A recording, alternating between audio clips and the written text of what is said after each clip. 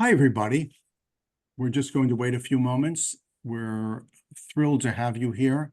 I'll start off in just a moment or so. I've been chatting with our panelists, and I can tell you if the pre-conversation or the pre-panel conversation is anything like the official webinar conversation, it's going to be incredible. So I want to thank you for all joining us. We'll kick off in just a moment.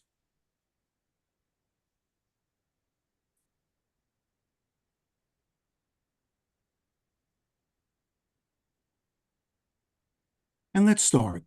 First of all, welcome everyone. My name is Gil Bash. It's a privilege to serve as the moderator of this important conversation. Digital health has been on our radar screen for quite some time, but it's clearly one of the most misunderstood sectors of the health economy. Now, if you thought digital health was really in the critical care ward a year or so ago, you're absolutely wrong. The first half of 2024 reinforces that this misunderstood sector may be evolving into an essential partner of the payer, provider, product innovator, patient care effectiveness, and operational efficiency mindset. A few weeks ago, I penned an article in Medical Life on the Galen Growth Report for the first half of 2024. I was very privileged to receive an embargoed copy of that report. And actually, you can download the report through that article or going right to Galen Growth. I think the report is a must-have and must assess. That article, by the way, allowed us to track every detail and deal of the digital health sector. Now, the report is based upon, and I verified this, it's based upon some 500 million data points across 30,000 sector players. And it provides valuable insights, not only into the ups and downs of the sector itself, but where money is going, why, and where partnerships are being secured, at what level, and by what industry player. Now, my article also suggested that the spike in investment in during the COVID-19 era was just based on pure enthusiasm, exuberance, and it was absent of serious due diligence, and the category would actually rebound. The Galen Growth Report confirms that hypothesis. It underscores the importance of this in-depth study and the understanding of the sector's evolution. I would particularly suggest you look not just at this report, but if you can, and I don't know if that's possible, Sarah, to access previous reports from Galen Growth. And if you're serious about the category, if you're in the category, if you're head of a company, a startup, about to make an investment, I would take a look at probably the last 3 years of reports and look at the trend lines. They're illuminating. Now, better than the article that I wrote, and perhaps even better than the Galen Growth Report, are the 4 guests I have on this panel. They're truly global leaders of the category. They cover the category in a very unique way. And I want to introduce them to you and then jump right into some questions. If you have specific questions you'd like to raise also, I'll monitor the chat area and I'll try to represent your voice. First, Gaybach, who's a partner, and she's responsible for AI and digital innovation, the Digital Innovation Fund at Mass General Brigham. She has an incredible background. Now, she's come to Mass General Brigham, leading their $30 million AI and digital innovation venture fund, which invests across the stages. It looks at commercial stage companies. I believe, Gay, you also look at some startups from time to time, but you're really eclectic in your investment strategy and your advice strategy. Now, before joining Mass General Brigham, Gay was a venture partner in an institutional venture fund, and she was a board member of several of their portfolio companies. She's a seasoned commercial and business development executive whose career spans chemical, genomic, bio-based energy, and bio-based product sectors. She's been on both sides of the table, and she's been responsible, obviously, for representing limited partners when she was at a venture fund, and now she's representing probably one of the nation's great hospital systems. Next is John Nosta. Many people know John. He is more than president of NASTA Labs, which is a major think tank, a global think tank. John probably is one of the most highly sought after speakers, thinkers, guides in this transformative innovation sector. His welcomed yet provocative thoughts can be found on the digital pages of Psychology Today, Forbes, Fortune, and most certainly on the main stages of industry conferences globally. John's background is rooted in science. He too has a relationship with the Brigham from his earliest days doing science with Eugene Brumwald, the famous cardiologist. And he's sort of expressed that ability through building multi-billion-dollar brands as a creative genius at some of the world's largest medical advertising agencies. What John does best is he opens people's minds to the possibilities. He confronts your status quo and pushes you higher and higher. John, also, thank you very much for joining us. My pleasure, Gil. Sarah Schachtenberg, I always apologize, Sarah. Thank you, I appreciate it. I had it right 15 times before this session. I was so proud of myself, and now I need your help once again. Sarah is one of the people who's key to this conversation because she actually signs off on the Galen Growth data. She is the head of data and analytics at Galen Growth. Now, she has an incredible analytic foundation. Interestingly enough, like John, her insightful roots are in the Boston area. I don't know what it's about Boston. We're going to ask Gay at the end of this, why Boston? But I can tell you why Boston. She earned her PhD and master's both at MIT, and she's really applied that analytic skill to looking how at pattern recognition. She looks at data, not at raw data points, but what does it all mean? And that's allowed her to build the data infrastructure at Galen Growth so that those of us who are users of these data can really maximize this and make critical business decisions. Next, it's a pleasure to introduce Lawrence Wirtz. Lawrence is the managing partner, the general manager of Galen Growth in North America. He's responsible on the ground in this part of the world of answering the thousands of questions that come in from people about what does this data mean and where do I go and how do I apply. He's responsible for interfacing across the health ecosystem so that people get access to the data and can apply it in very large business decisions. So I want to thank our panelists for joining us today. Really, thank you from around the world. We have people in Boston, in New Jersey, in Midwest US, and of course, Sarah, I believe you're based in Basel, Switzerland. Is that correct? I am. Yes. I got that right at least. Thank you. All right, let me jump in to my first question. And Gay, I'm going to turn to you. And then John, listen in because I actually have a twist of this question for you. Gay, you and Mass General Brigham have a very distinct point of view about making investments in digital health. You're both looking at this from the internal standpoint. How will this investment impact the quality of care, the effectiveness of one of the nation's greatest institutions in medicine? But you're also looking at this in terms of what could we do with this for the rest of the world?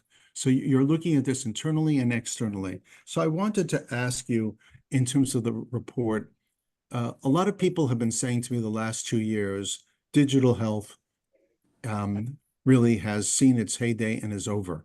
Is that your perspective? Do you have a different perspective? Oh, I think that's not my perspective at all. I think that as you look at any significant technology transformation, it goes in waves, right? And I think that we've seen several waves on the digital health side going back 20 years. And each time you see a peak and then a dip and a peak and a dip. And I think that basically we're shifting from this exuberance to implementation. And so that's sort of the overall perspective of, I think, the difference between 3 years ago and now.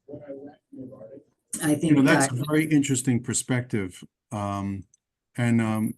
I'm sorry, did I cut you off? Did you want to add No, something? that's fine. Just sort of for the audience, we have two venture funds here at Mass General Brigham is the largest health system in Massachusetts. We're also the largest recipient of NIH funding. So we do two different types of investing here. One venture fund invests in the spinouts that are coming out of those innovations. And so we're really trying to both move those forward into patient care and also generate revenue to support the mission of our nonprofit health system.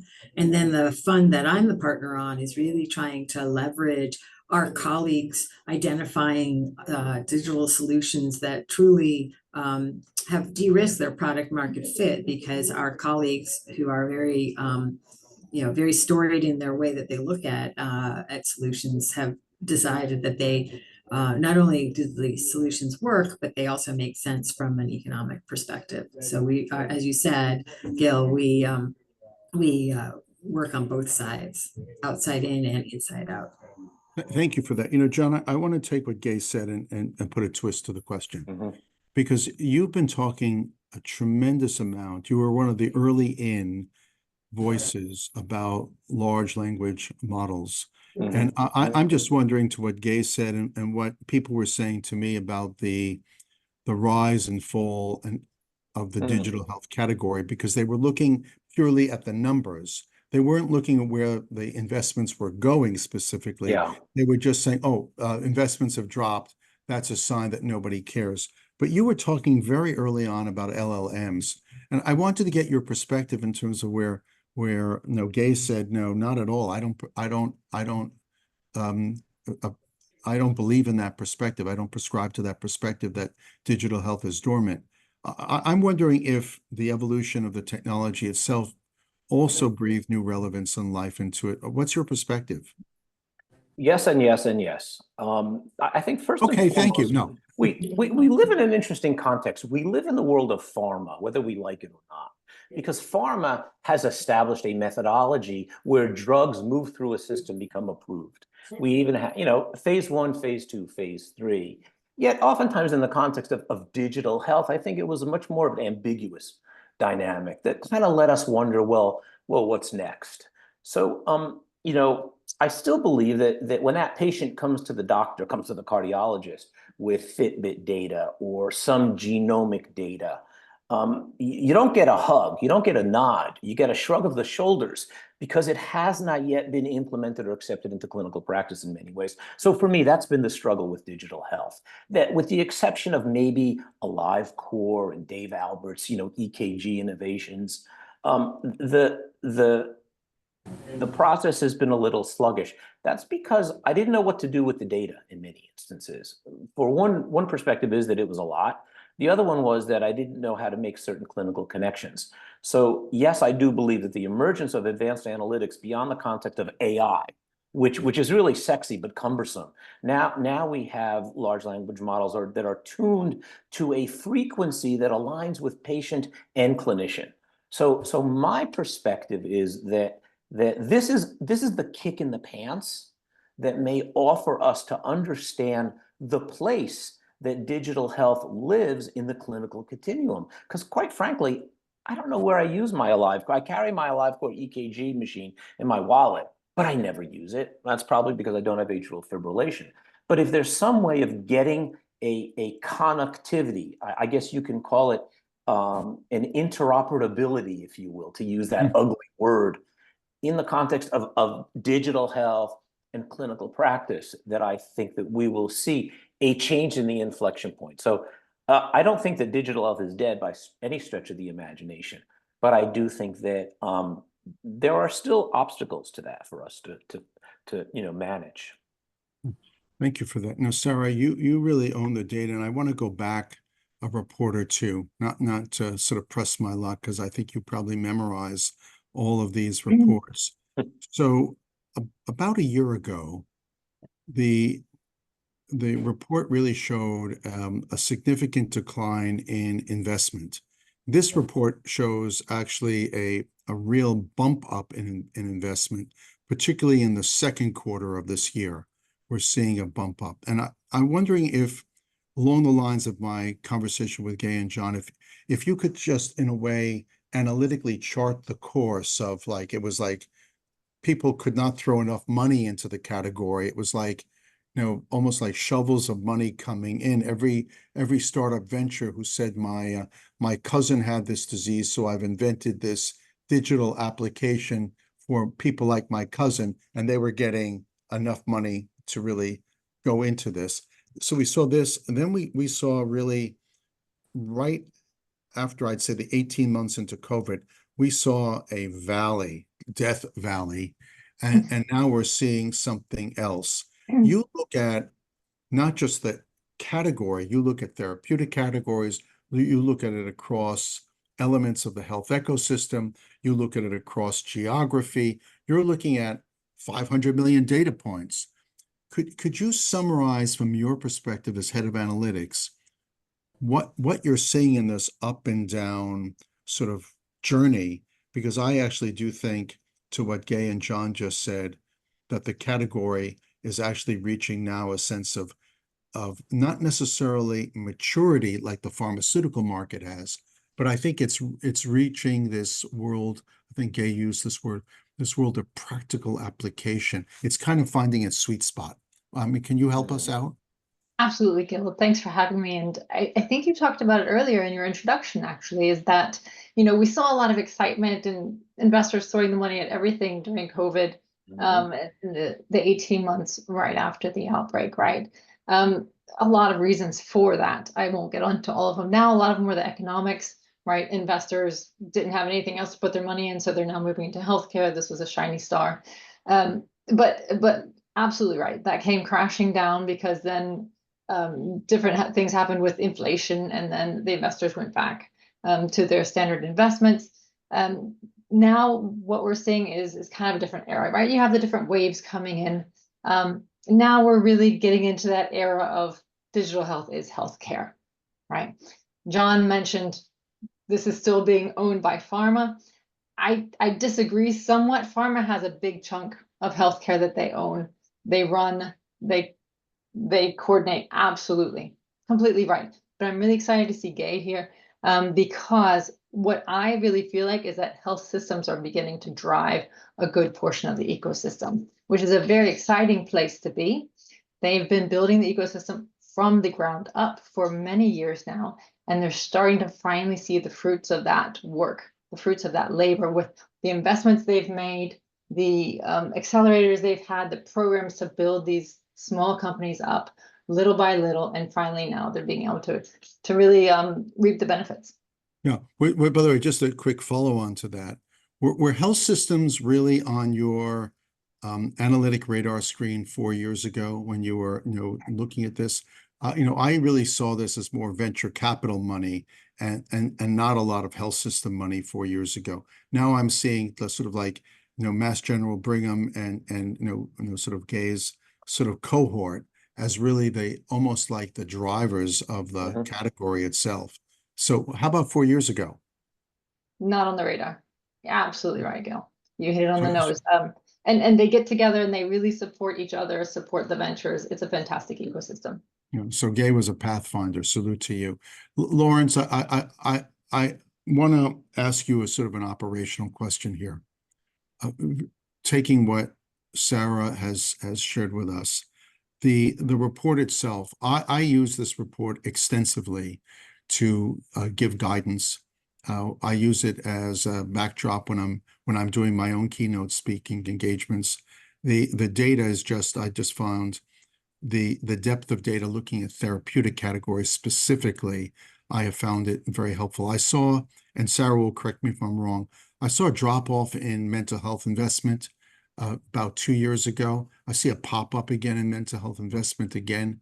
And I don't want to put you on the spot of why that's happening from a mental health standpoint, but could you speak to us and our audience about just the importance of looking at the data from a therapeutic category standpoint and what we can glean from that, what decisions we should make about that just from the therapeutic category standpoint?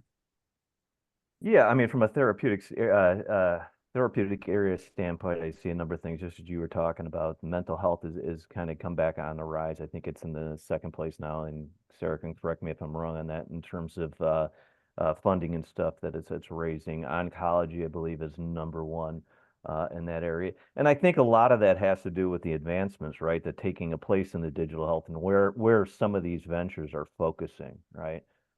And to add on what Gay was talking about earlier, you know, in terms of the health systems and what Sarah was speaking to, yeah, we've seen, you know, you're asking about them engaging in the ecosystem and them developing it. You know, we've seen the amount of partnerships that health systems are forming with ventures, you know, on the climb. I mean, they counted for I think 21% of the partnerships with ventures. So it's a very large percent. The second largest was venture to venture partnerships. So, but yeah, as far as the therapeutic areas go, I think we always see, you know, those kind of switch around a little bit, and a lot of that has to do with the type of technology that's out there and what's being developed in the space. Yeah, I think that really feeds into what Gay and John were talking about earlier. So let me just return to them for just a second. You know, Gay, I'm wondering if you could talk a little bit about the decision-making process that you go through. I mean, you know, Mass General Brigham really has among the best reputations in medical care and innovation in this country, if not the world. When people talk about Mass General Brigham, it's obviously tip top. So obviously the heat's on you to make some very wise decisions. John talked about sort of smarter technologies, and Sarah and Lawrence have talked a little bit about the therapeutic categories. Without putting you on the spot, or maybe putting you on the spot a little bit, can you talk a little bit to us about the considerations that are going through your head when you're saying, these are the areas we need to deploy our time and resources toward, because this is what our institution and its patients need? Yeah, absolutely. And I think, thanks for the question, Gil. I think that, as I said, our AI fund, we really are investing alongside where our health system has, where our colleagues have said, yes, this product is meeting our needs. And so those needs have evolved over time. I think when I think about digital solutions and AI-based solutions, where we've seen the greatest embrace fastest is on the operations side around efficiencies. I think that our health system's been rightfully so much more cautious about making adoptions that are patient-facing or touch patient care. So that has been a slower to evolve, but is now coming. I wanted to touch on Lawrence's conversation, or your conversation with him, around behavioral health. And I think one of the trends that we see is, when I joined the health system in 2021, if I brought a tech-enabled service opportunity to one of my colleagues for vetting, typically the answer was, why would we subscribe to this solution? This is what we do. And I think in the intervening 4 years, the stresses on providers, the number of providers relative to the need, has become much more challenging. So I think health systems are embracing technology as a way to leverage their clinicians, and also as ways to try and reduce burnout amongst clinicians. And one of the areas of greatest need is behavioral health. So for example, it wasn't from my fund, but the other fund here, Mass General Brigham Ventures, seed funded and spun out InStride. And InStride took a world-class adolescent anxiety bricks and mortar capability, and alongside 406 Ventures and a number of institutional investors, we were able to get that out to the world and spread that terrific capability much more broadly to a very underserved population. So that's sort of an example of some of the trends that we see coming out of the health system, and are driven by this sort of shortage, frankly, of clinicians in oncology, in particularly behavioral health. And then the primary care physicians are also under a huge amount of pressure.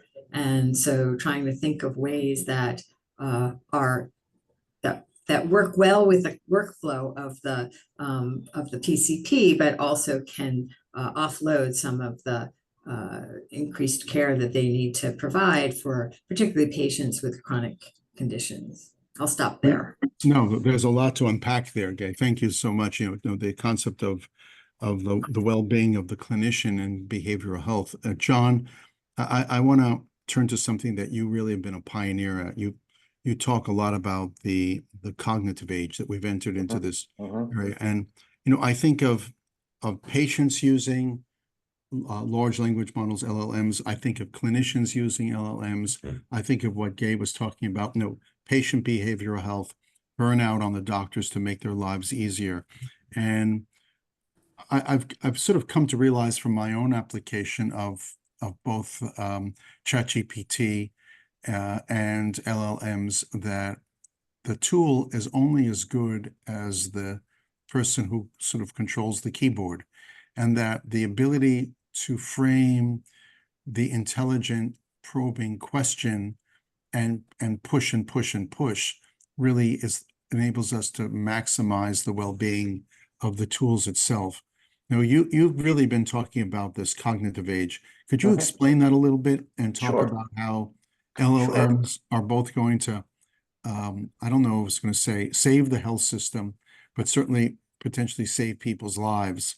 Could you talk a little bit about this? I tend to agree with all the comments that have been made. I think that, interestingly, with respect to the alignment of need, that's a phrase that comes up oftentimes, and I think that was one of the missteps in the early days of digital health, that we were putting pulse oximeters in devices that were sexy or interesting, or my cousin's brother thought it was a good idea, but its clinical utility, it didn't align with the need. And that was really a tragic problem. We see a lot of gadgets that have no real functional clinical utility. Now I want to look at that in the context of Henry Ford, because he said something interesting, allegedly, that if I ask my customers what they want, they'd ask for a faster horse. So we have to be very careful about the application of clinical need in the context of what I believe is a new era, the cognitive era. The Industrial Revolution was defined by the mechanical advantage, a gear. You know, the fastest animal, the most efficient animal in the world was the cheetah, until he came along with a bicycle and it became a human. And what we're seeing now is a cognitive advantage. We're changing the way people think by integrating thinking machines into our clinical process, whether that be something as mundane, as simple as asking questions in a physical exam, or crafting a complex differential diagnosis. So I think that it's not as simple as, I have a problem, let's apply AI to the problem. I think we have to look at it from the other way around, actually, that as we sort of push into this cognitive age, we have dynamic, brilliant thinking partners that stumble, that hallucinate, that confabulate in a very similar way to another cognitive construct called the clinician. So that's my perspective. I think we're going to see a twist, a game change in that our thinking partners, called large language models, as they advance quicker and quicker and quicker, and in many instances are surpassing human knowledge and capabilities, that they will become a driver, an impetus for innovation. So it's not just that they're not only aligning with the clinical need, but we're looking at what their level of expertise is and how we can best fit them into the clinical pattern. Makes people nervous, makes doctors nervous. It does. You know, I'm gonna circle back to you on this in just a bit. I'm gonna jump over to Sarah, but something to give you both you and Gay thought about. You know, we talk about LLMs and hallucination. You know, sort of like the data hallucination and the need to address that. But I wonder, don't doctors come into the conversation with their patients with biases and their own assumptions symptomatically? And aren't those also human hallucinations? So it's a question of who's hallucinating more, and what hallucinations are more dangerous, the LLM's hallucination or the clinician's hallucination? Food for thought. Don't answer. I'm going to jump in. I'm going to jump in because one of the most famous expressions at Harvard Medical School is that when a Harvard medical student hears hoof prints out the window, the first thing they think of is a zebra. So I think that the whole perspective, and we use that all the time. So I thought you were going to say Paul Revere. I'm sorry. And also No, Gail no, went no, to zebra, Harvard. I zebra. believe you're insulting her. She didn't think zebras. No, Uh, no, and I'm not a doctor, just to be clear. I come at this from the business side, and as you covered, but I think that I think that LLMs are a terrific tool. I think that one of the aspects in healthcare and in any sector is how do you reliably do the right thing, the quality thing over and over and over again. And queuing people to do that, or to the extent that an AI or a digital solution can do the mundane over and over within the same constraints of quality, I think that there's a real benefit there. And I think it's the question is getting comfortable with the guardrails on the, I don't even like the term hallucination for LLMs. It's too anthropomorphic. I think we just have to go back and understand what it's doing. It's making a probabilistic prediction of what the next response would be. And I think if you hold on to that, you realize that, it's a tool, and the tool has some breadth in terms of how the answers that it's going to surface up. And that's why I think we've got humans in the loop for quite a long time. So I flip it, John, and I think about how, we have this very increasingly rare resource, which is the human clinician, the, human pick your type of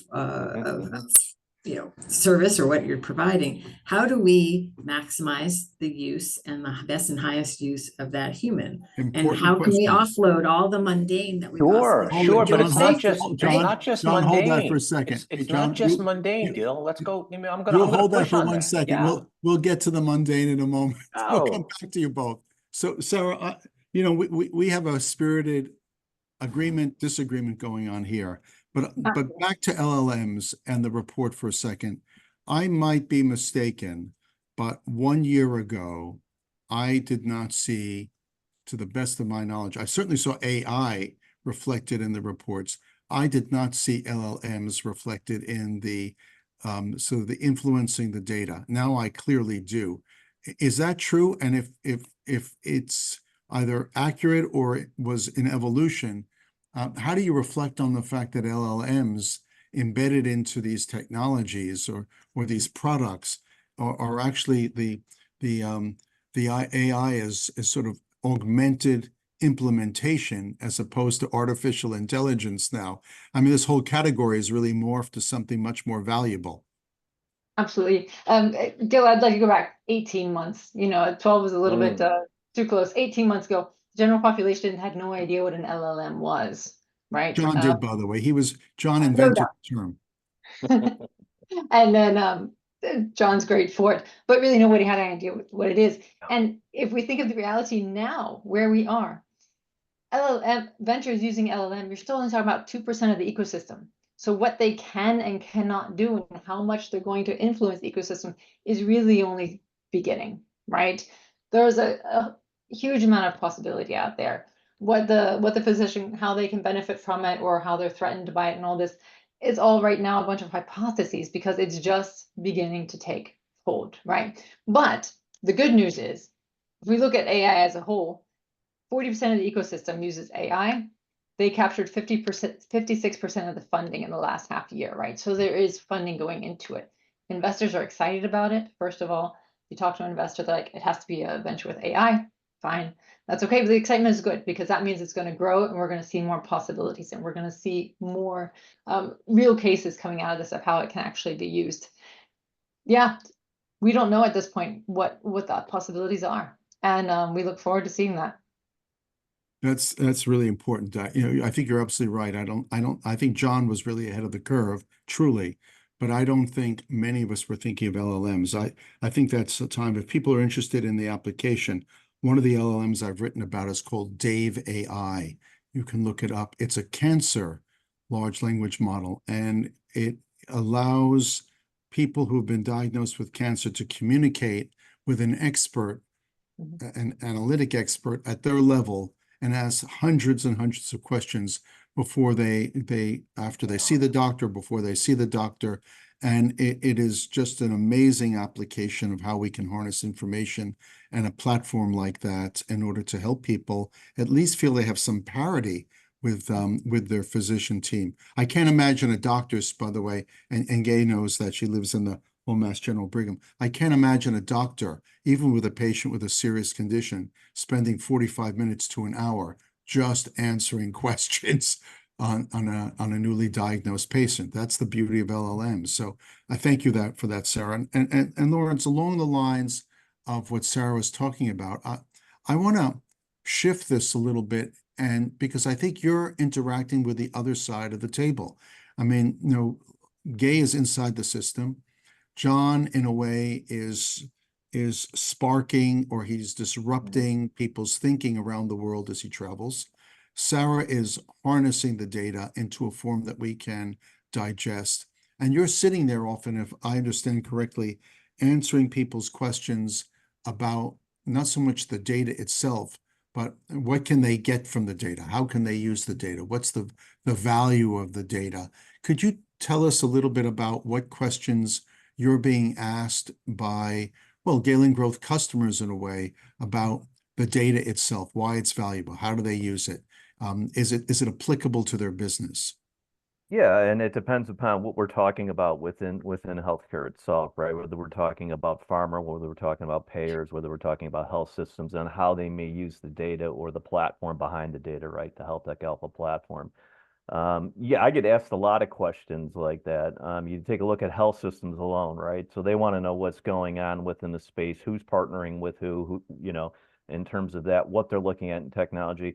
We've talked a lot about AI and large language models from a patient perspective and how they would interact with that for diagnosis or for treatment plans and that type of stuff. But there's more practical applications I see going on within the health systems, as Gay was talking about or touched upon, within the operations. You take a look at ambient listening technology that they're using with AI to actually complete the medical record at the time of encounter and stuff like that. They're using it in revenue cycle management for coding and those type of things. And those operational things, there's a real ROI for them there. So I think that's probably the first place that a lot of health systems are looking at to engage with that type of technology.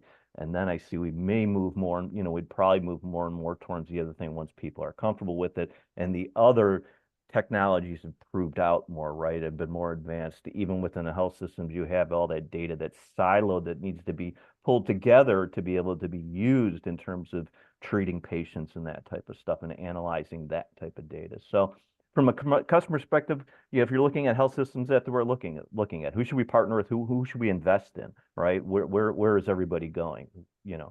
What is Brigham doing? What is Mayo Clinic doing when it comes to that type of stuff? This is interesting. I mean, Gabe, from your perspective, here you are, you're sitting on top of this, one of two venture funds at Mass General Brigham. And I'm just curious, do you go out into the system itself and sit down with the clinicians and listen to them about whether it's workflow or concerns they have or needs they have? How do you make the decision of what the prioritization is going to be? I would imagine, based on my own experience with some of the companies out there that are in the sector, the digital health companies themselves, you must be contacted by 20, 30 companies a week, if not each day. So how do you prioritize what you're looking for and where you're willing to make your time and money investment? Yeah, I think that we, more than going, as much as I would love to spend time with our clinicians, it's less of spending time interviewing our clinicians on the front line, and it's much more of interacting with our leadership, our major service line leaders, and especially our digital organization. And I think that particularly for the entrepreneurs out there, one of the other changes that I think has occurred in the last 4 years has been more and more challenging economics for the health systems that has required them to really move away from point solutions and work towards and evaluate solutions that will fit into their digital architecture. And that's just a really important. So when we sort of think about how is the health system, so I look at a company and I say, okay, are they going to be competing with the capabilities of one of the large partners that we've already set up with. And if they are, then it's just not going to get traction here because we can't afford to have competing solutions with a lot of point solutions. So that's sort of one category that I think about. And then I think about, well, where are the tailwinds in the sector overall? And how do those shape our strategies? And so, I touched on the challenges that our primary care service line is under. And so that has given rise to our health system looking for ways to address, provide the patient care and the quality of care that frankly, our payers demand from us and we want to give, but how do we do that cost effectively? And then how do we do that in a way that we're not glomming together multiple point solutions? Another big trend that, is we're capacity constrained here in Massachusetts. We've been running at 100% for way too long. It leads to the burnout. One of our major strategies here is to dramatically increase our acute home hospital program.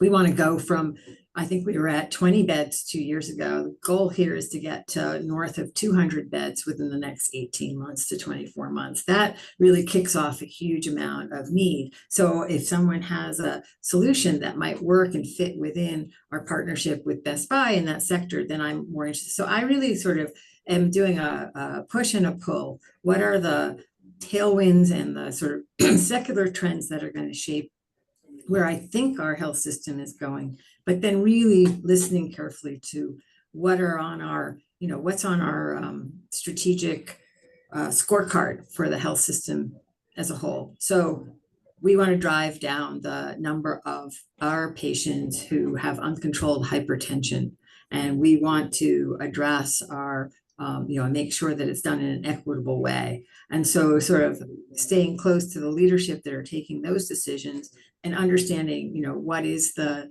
appetite for taking on digital solutions. And then when I look at the digital solution, it's really, will it pencil out for the health system?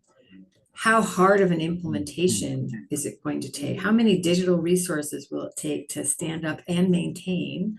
Or are they architecting their solution so that it's a very light lift for our health system, right? So those are sort of some, I don't know if I'm answering your question, No, you but those are. are some of the considerations that we look at. So it's not I'm not mining the sort of front lines for ideas because we are such a large organization. It's more trying to identify where are we going from a strategic perspective and what will really work and be able to be digested by the health system. And it's really a partnership with our digital team. We've recently stood up a new group that is charged with piloting emerging technologies, and we'll be working more and more closely with them as well. It's a bit more complex. I think that some of the people in the category, the digital health category, would imagine in that sense. It's business decisions operated strategically and operationally. Very good insights for the listeners. John, I want to take what Gay said and sort of plumb a minor question from you, which is you're traveling all around the world right now. You're invited by companies in Eastern Europe, in Venice. I think you've been to Venice. I think you've been to Warsaw. I know that you're bouncing in and out of Australia next week. Australia next week. So you're covering the globe, talking about the category, invited in to shake people up, shake their thinking up. When I'm not going to ask you about your next speech because I know people are paying big money for that, and rightly so. But I'd like to ask you an interesting question, which is after the speech is over and people are sort of like raising their hands with questions, what sort of questions are you getting from the audience? I get one question all the time, and I think it's really interesting, and I'm sure everyone here is going to nod their head. What do we do? And what we seem to misinterpret is the I word. We often talk about innovation. We need to be innovative. We need to be innovative. But in many instances, what we really need to do is implement. We need to actually figure out how the heck can we take an LLM, or how can we take a simple tool like the AliveCore EKG machine and use it in clinical practice. So it's really the implementation that people struggle with oftentimes, particularly in countries where the economics don't support a 6 Tesla MRI machine, but they can certainly support telemedicine to expand access to care for patients with congestive heart failure. So for me, we often live in this ethereal world of wonder, where AI is going to be the thinking machine and it's very sexy, but how can I use it in my practice? And so that's number one. I is not always innovate, it's implement. And that implementation means, how can I use it? How can I fit it into my clinical workflow? How can I show data to support that it actually works? And finally, and I think this is part of that to complete circle, is don't hit a home run. You don't have to. Get on first. Show some simple utility so that physicians say, wow, this technology was helpful to me. So the adoption sequence is not all or nothing. So that's the big takeaway for me. It's implementation. How can I begin to use these? How can I begin to be comfortable with some of these tools that violate the fundamental obstacle of medicine? And that's the phrase, it's not the way I was trained. That's a real problem, because when I want to evaluate a nodule for a person who's 6 months post-chemotherapy, I'm using a CAT scan because that's the way I was trained. But technology may support the use of a tomosynthesis or other imaging modalities augmented by AI. So again, that's kind of the other story. So it's innovate, but implement, get on base, and get physicians and technicians and clinicians comfortable with modalities that violate the not the way I was trained. And boy, that rings loudly at the MGH and the Brigham and Hopkins and all sorts of places. I always say that that the people in the field, sort of like in the on the bench, they invent. Innovation is when the market embraces. You can know, Yeah. I have an Apple Newton. It was a great invention by John Scully. Nobody bought it. It wasn't a great innovation. So I think, to your point and Gay's point, I think there's a lot of lessons to be learned from those people who are jumping into the field. Sarah, I want to take something that Lauren said and Gay just said and ask you your opinion. A few years ago, I think that a lot of the investment work that you were doing, others were doing, when I look at where the numbers were coming in, the investments, it was private equity, a lot of private equity. Some pharmaceutical companies had venture funds or incubators, and they were doing it as well. I'm wondering, based on what we've heard from Gay and John right now, and Lawrence just mentioned this, is the tide shifting based upon the data trend? Are hospital systems becoming the new home base for the category, more so than straight private equity? Is that something that we can see from the data? That's a very good question, because there is definitely an uptick, what we've seen about health systems, hospitals working together to invest. I mentioned that before, and in our health systems report, which we published this past March, we update every year. You can see that those health systems are really getting into making almost as many investments as some of the top investors in the U.S. I mean, we're talking about General Catalyst and the top ones. They're not to that level yet, but they're about, let's say, 70% there, right? The number of investments they make. And that's going to start, it has already started realizing this ecosystem effect. And getting back to what Gay was talking about, that ecosystem, ventures have to understand that they're part of an ecosystem, right? They can't be point solutions anymore. And there's been an incredible learning effect, right? John talked about implementing, right? You have to get in there, you have to implement it. Yeah. And all of those learnings are coming together. And we've seen, unfortunately, those learnings have led to a lot of bankruptcy, a lot of ventures being sold off over the past year, right? H1 and 96 M&A transactions total. You look at Achille, you look at Better Therapeutics, right? What are they realizing? They're realizing that their solutions just aren't fitting into the implementation is not as easy as they thought it would be. It's not fitting into the ecosystem, right? And this is making the ecosystem stronger. We're learning from it. We're getting other ventures are able to acquire the assets, build a more complete product that's going to come to Gay and then say, hey, look, this is no longer a point solution. We have something that you can actually implement and cover a home healthcare. It's a home healthcare solution. It's not just an EKG for at home, right? It's this whole solution. So that's what we're really excited about, and we talked about that last year as well. The financial crisis that we've seen, now we've seen a little bit of relief, but it's a good thing, right? It's helped to build the ecosystem. We're strengthening the ecosystem, and in the end, we're going to have something better from it. Thank you for that. Thank you. Now, Lawrence, I'm wondering, you mentioned this was new for me because I think everybody always thinks of Galen Growth reports, the depth and expansive nature of the reports as sort of like the product of the venture capital private equity world and maybe the biopharmaceutical industry. But what's become clear to me more and more is as health systems like Mass General Brigham and many others, I think Sheba Medical has established a global incubator system all around the world. I mean, hospital systems are leaping into this. So when they're speaking to you about the reports themselves, would you share with us why they tell you they're interested in the data? Because I think from the answer of your question, we're going to find out in a way what's keeping them up at night, or what's sort of like making them lick their chops. Yeah, I mean, from a health system perspective, again, it's we talked about implementation and stuff like that, which is very important. What solutions are being implemented? Who's partnering with who?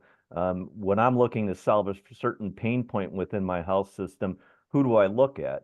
It's not just a venture that knocked on my door, right? Because there's a bunch of ventures that may fit that bill, right? That's going to solve that pain point for you. Well, you want to partner with one that's going to survive, or one that's going to show you maybe an ROI quicker. So you want to answer all those type of questions that you would do when you're doing your due diligence when you're going to partner with somebody to solve a pain point. So those are the types of things that I hear. Who should I look at? What would I look at to solve this pain point? Or who is who's doing what within the health system, the different health systems to solve these type of issues.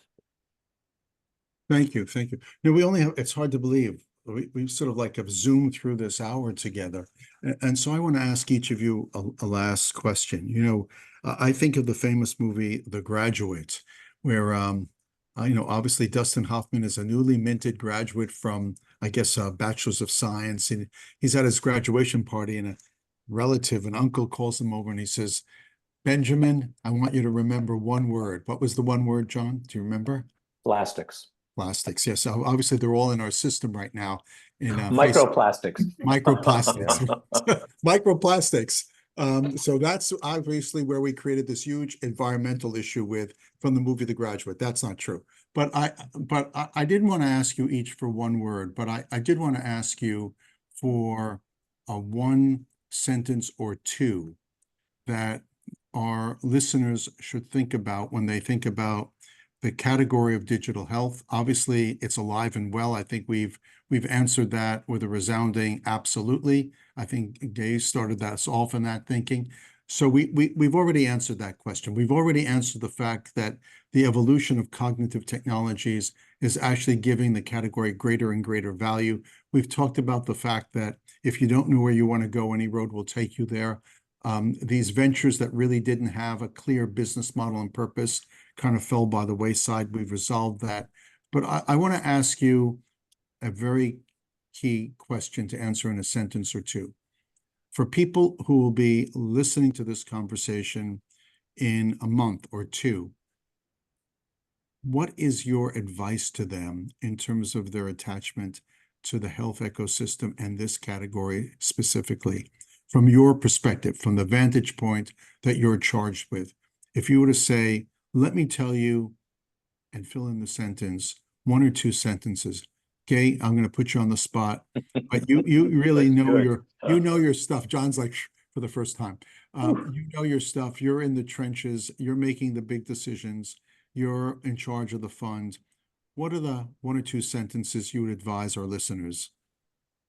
I think that recall that this is a multi-stakeholder purchase, and you need to think about how are you going to develop the data that addresses the requirements of each of those stakeholders to really grow across the health system. So that means that, yes, absolutely, we need if it's clinically facing, you need clinical outcomes, but you also need to be able to demonstrate with data how you're going to affect the provider's life, but also the ROI of the health system or whoever the provider is. And so you need to balance the investment on getting those disparate data sets together. Don't do them sequentially. I've seen a lot of companies that go out and get just the clinical data, don't collect the outcomes necessary to be able to demonstrate the ROI. And then they find that they are short on cash and they don't have the outcomes data to actually sell the payer on the, That's on brilliant. the solution. Brilliant. Thanks. Thank you. Brilliant advice. John, 1 or 2 sentences. People hear you 2 months from now. What's your counsel? Please don't underestimate the power and value of this moment. Stephen Jay Gould, famous professor at Harvard, talked about punctuated equilibrium. He said that in the world of change, nothing happens, nothing happens, nothing happens, and then an asteroid hits the Earth and the dinosaurs die. I believe we are at that point in human history now. Gutenberg did it with words, movable type. Google did it with facts. Large language models do it with thoughts. We are unlocking the power of thought, and there is no greater place than in clinical medicine, where the power of thought is the very essence of the act that saves lives. That's where we are today. Brilliant. Thank you. Thank you very much. Sarah, what are your 2 sentences of advice? I would absolutely say there's no turning back now. Digital health has integrated itself. We're not going to go back and live without it. So look forward. Bring the data is mounting. We track data. You can see that year on year, month on month, the data is growing, right? To show the value. And LLM is a big but growing piece of that, right? Keep going forward. No, this is the future, and we have to have survivors and we have to have victims, right? The investment will continue. Remain optimistic, and let's keep going. Brilliant. There's no turning back. Great. Brilliant. Brilliant. Lawrence just, by the way, sent me a personal chat. I hope he doesn't mind my mentioning it. He said, Gay, John, and Sarah stole all the things I was going to say. But Lawrence, but please, you're an innovative guy. What were you going to say? No, mine would be knowledge is key to making good business decisions. So read the reports, understand what's going on in the ecosystem so you can make those great business decisions, right? And I will tether that onto Sarah, who can give us a brief look at what's coming in terms of the reports Sarah, that are do you going to be mind telling released us next what's week. up? Do you want to tell us what's happening next week? Since I didn't get my embargoed copy yet. You will be getting those shortly, Gil. Okay. Absolutely. Next week, we look forward to releasing our half-year reports on the 3 major digital health ecosystems: Asia Pacific, the US, as well as Europe.